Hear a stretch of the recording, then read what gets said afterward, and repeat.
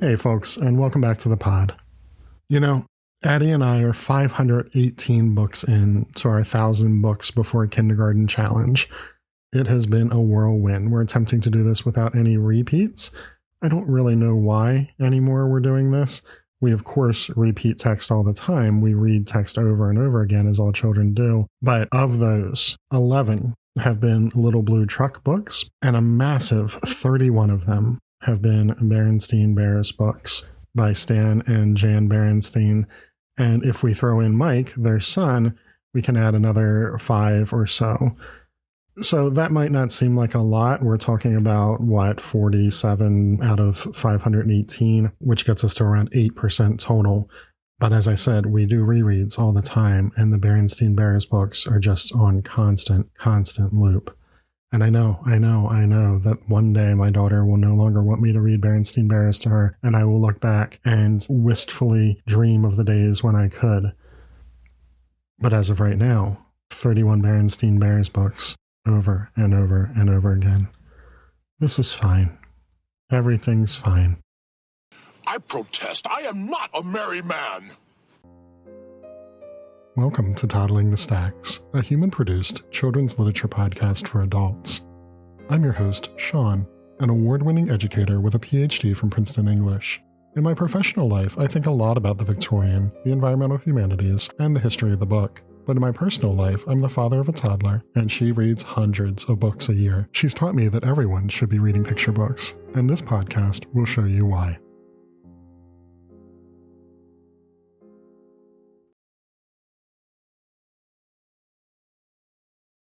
So today we're going to be looking at 2008's Little Blue Truck by Alice Schertle and illustrated by Jill Montgomery, and 1967's The Bear Scouts by Stan and Jan Berenstain.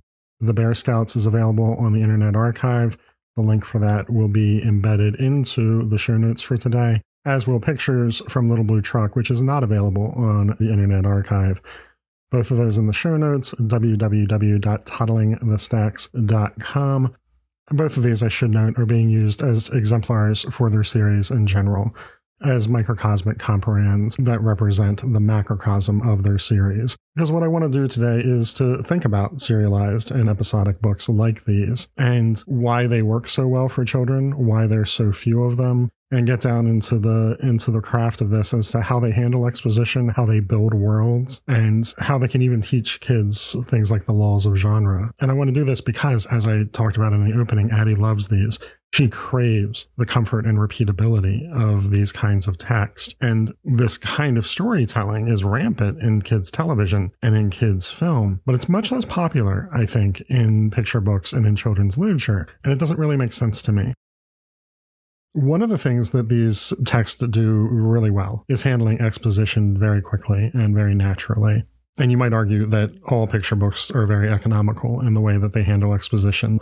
That when you're dealing with, works of 24 to 38 pages, most of which is illustrations, you don't have a lot of time to build your worlds to begin with, and so people do this very quickly. And that is true, but we see a lot of things happen in there that require the use of tropes, that require the use of built-in characters from fairy tales, for instance.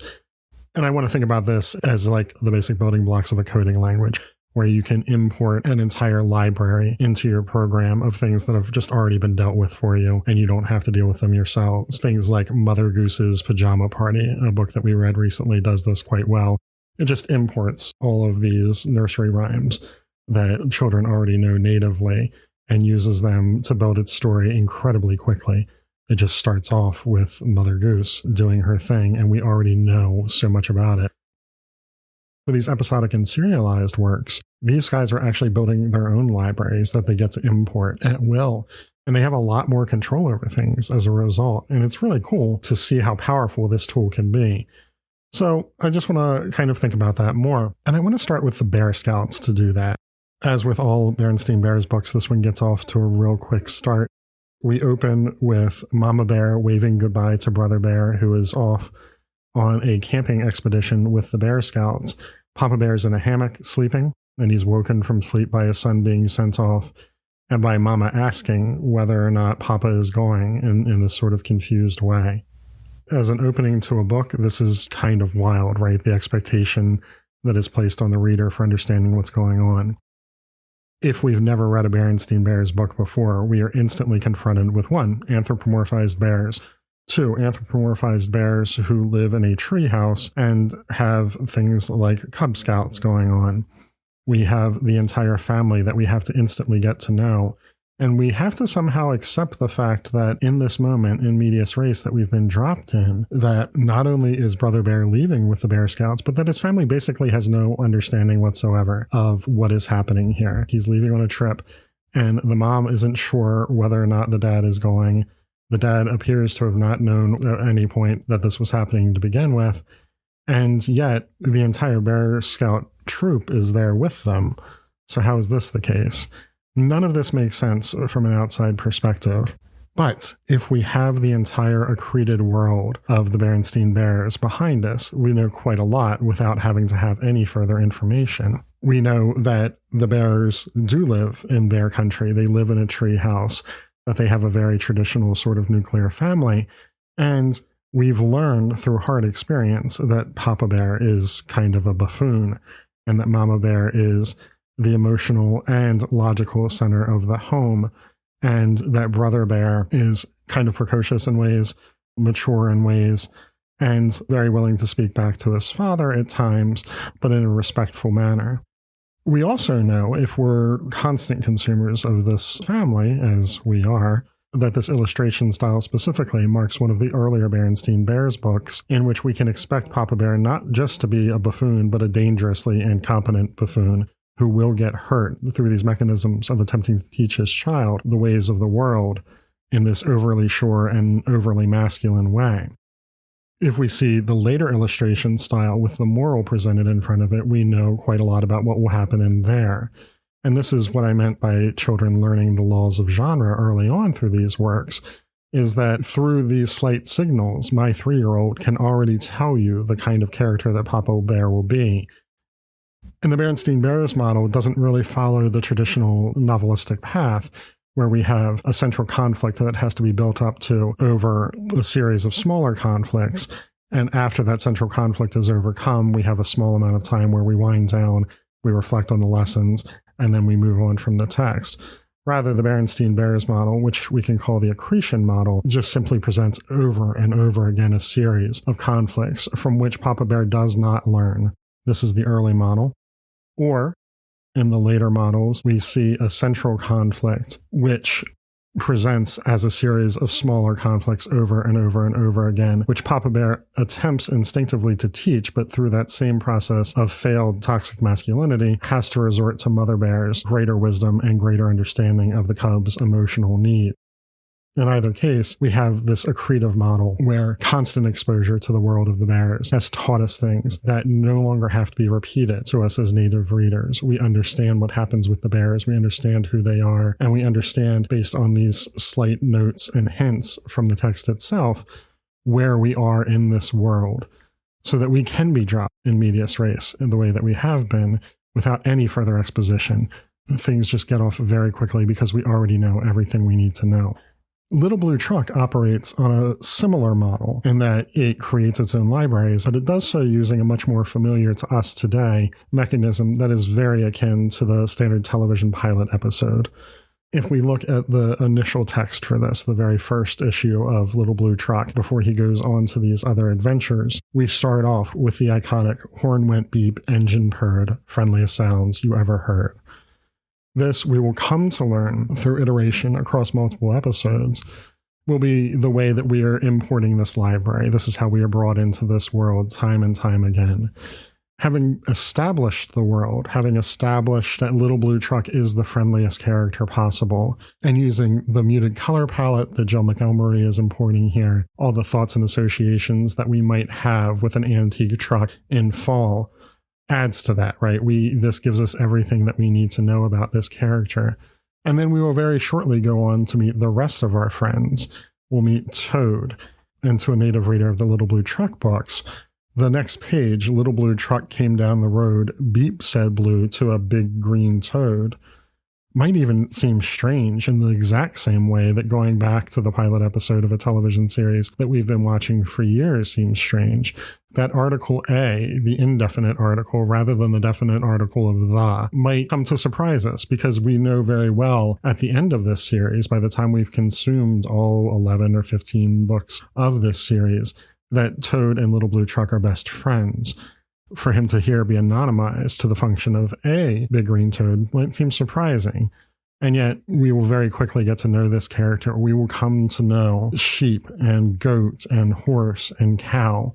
We'll get to know the little quirks that define their characters, even though there's not a lot of separation here. This is a picture book. It's not quite the same as Kramer busting into Jerry's apartment with his wild hair as opposed to George's anxious exhortations, right? Not quite on that level, but we will in this book see each individual character. And having gotten to know them in a very basic way, they'll be presented with the central conflict, which is the dump truck who thinks that he is too important to slow down for this country way of life and ends up getting stuck in the mud, needing everyone's help. We very quickly see that Little Blue Truck is the most respected member of this community, that everyone will stop their worlds to help him in whatever effort he is making. Having established that in the pilot, then, we can instantly import all of this information into each subsequent iteration, whether it's Valentine's Day, where Little Blue Truck is delivering Valentine's Day cards and becomes sad that no one has thought to make one for him when in reality his friends have planned a surprise party for him, whether or not it's Racer Red, where he meets a fast red car who wants to race rather than live in the slowed down moment of his time. These small sort of conflicts that we'll have to deal with throughout the Little Blue Truck series can just be plugged in because we've already done the work of exposition, and we can just create really as many of these as we want. All we have to do in the Berenstain Bears model is to come up with a series of conflicts that we want to address, or in this model, the Little Blue Truck model, a single conflict that we want to address, and we can do this ad nauseum. And yet, we don't seem to that often. I can think of things like, Biscuit or Spot in very early children's literature. And I think in middle grade literature and young adult, we see more of these sorts of series things happening. But in the picture book world, I don't have a lot more comparands to think about here. A few that come to mind are actually coming to mind as translations from the world of children's television and children's movies, where they kind of fail spectacularly.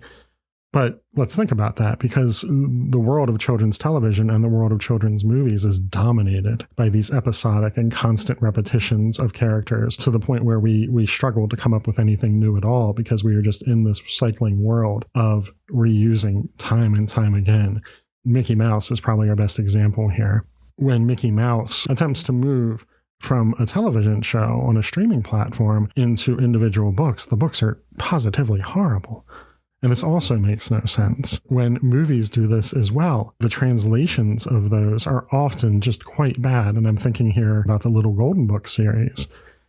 And even when we start thinking about importing libraries in other ways, for instance, when the Little Golden Books wants to import favorites of parents, like the X-Files or Star Trek or Friends, and it does these books that are designed to evoke the nostalgia of parents and get parents excited to share these worlds with their own children, those books are just frankly awful too.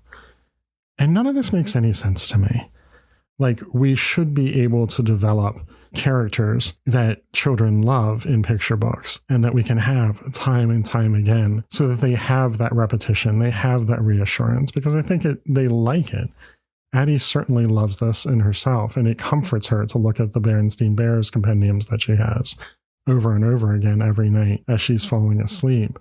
It comforts her to know these worlds, and these worlds, despite having no exposition spent on them in the beginning, because they're importing these libraries that they've already developed, become more expansive through each iteration in ways that works that start anew every time simply can't. Think, for instance, about Ferdinand. We spend so much time establishing who Ferdinand is that by the time we get to that arena and he faces the Matador and his pacifism allows him to return unscathed to his field, this is a very small part of the actual plot of the book. And we spent so much time developing Ferdinand that we could then port Ferdinand on to many other stories and learn more about how his pacifism would interact with other kinds of conflicts. And yet we never do. I don't want to say that we always should, because certainly there would be something diminished about Ferdinand if all of a sudden he became a sort of Will Rogers character that just went on a series of journeys about pacifism. But I think that there are plenty of opportunities for it. And I would be really interested in learning more about the mechanisms that seem to dissuade that, and that seem to favor these single and individually built worlds that must constantly be recreated anew in each instance. And, while we're on the subject, not for nothing, not that I want to turn all of children's literature into some sort of large capitalistic enterprise, but there's also no reason that stories like this, that franchises like this, couldn't feature the same sorts of intellectual property commodities that children's television and children's movies do. There's no reason that we couldn't have Berenstain Bears action figures if they were a more contemporaneous series. Why can't we have Little Blue Truck posters in the world, right? We can elevate literature to this sort of cultural moment through these capitalistic mechanisms. There's a degrading in there, but there is also a popularization that would get more children reading, and I think that is valuable in its own right. Anyway, much to be considered here, folks, but I really appreciate you joining me, and I look forward to talking to you next time. As always, thanks for listening. Stay safe. Get your kids to the library and keep on reading together. Bye, y'all. This has been Toddling the Stacks. Make sure to subscribe on YouTube or your podcatcher of choice for new episodes every Monday, and follow us on Insta, Blue Sky, and Facebook for the latest updates. If you like what you hear, leave us a review. Keep up with Adeline's reading now, find links to buy your favorites, and more at toddlingthestacks.com. Address questions or concerns to pod, that's P-O-D, at toddlingthestacks.com. Graphics for today's show were created by Emily Tatro. Make a website so people can hire you, Emily. Thanks for watching. We'll see you next week.